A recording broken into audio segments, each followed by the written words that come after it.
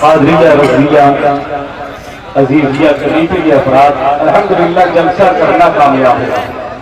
اس کی ضرورت تھی اور سب سے بڑی بات یہ کہ کمیٹیوں پر جائیں گے کفن میں منہ چھپاتے اس سے بہتر ہے کہ کھلے منہ سے آ جائے۔ مولا تبارک و تعالیٰ آپ کی اس کاوشوں کو قبول کرنا ہے۔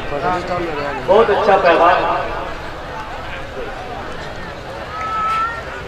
ان کے پورے پیغام کو ان چار مصروں میں سماعت کرنے کہ مجرم ہو تو منہ اشکوں سے دھوتے چلے آؤ، آؤ ترے تواب سے روتے چلے آؤ۔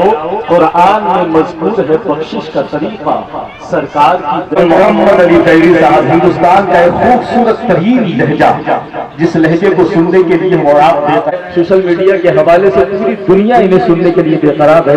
ان کا منفرد لہجہ اور اپنا اچھوتا لہجہ جو ان کی شناخت ہے اور اپنی پہچان بھی بنائی انہوں نے۔ ہمارے دلوں میں بھروسہ ہے اس کی لو کو تیز کرنا ہو تو اچھی آواز کے مالکان سے نبی کی نعتیں سنا کرو۔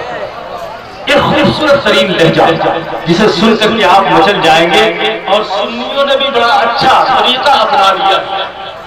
دیکھیے ہم اور آپ جو بھی لباس بناتے ہو جا سکتے، ذکر رسول کرنے والوں کی جیب میں ڈال دے وہاں ضرور مل جائے۔